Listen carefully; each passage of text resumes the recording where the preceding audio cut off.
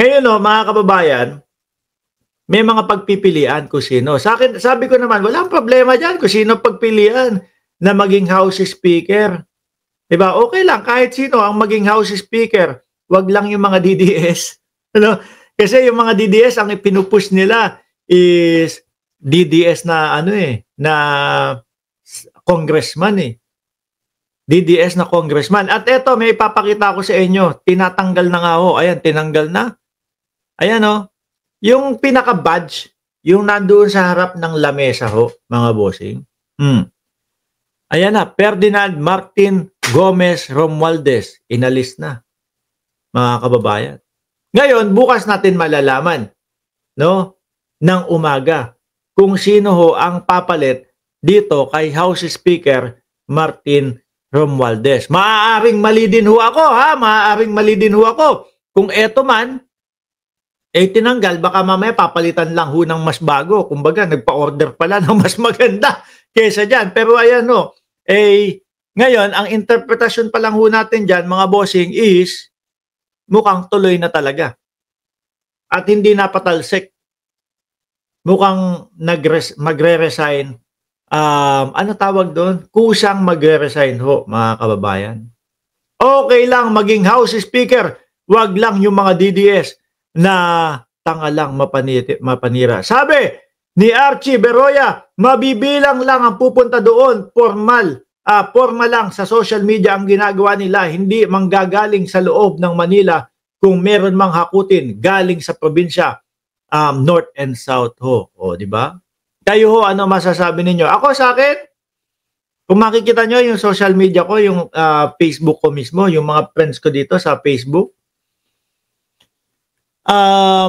hindi ako ganun di kung may kung di may pumalit, di pumalit ho. Di ba? Ganun lang naman yun. Sabi ni John J. S. Jason, bet ko si Luistro. Posible.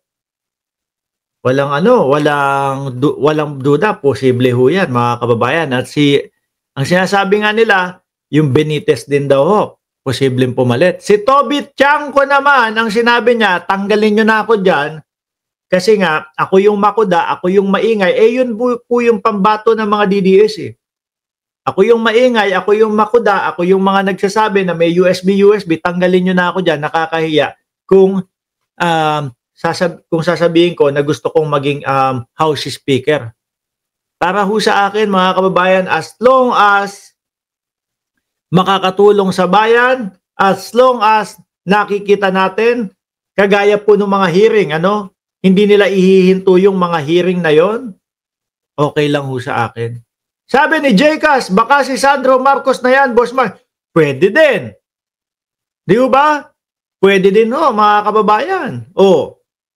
Kaso, baka nga si si Meow Meow, Me to be unable to be fit for service. Paano ho kung si Meow Meow?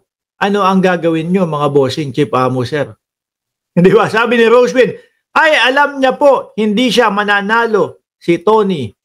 Pag si Meow Meow, delikado. Nako, parang may saltik na din ho tayong mga Pilipino nun. No? At kung sino man yung boboto para maging House Speaker, itong si Meow Meow, baka may mga saltik na din ho, mga kababayan. No? So, yan muna ho, mga boss Chief Amo, sir.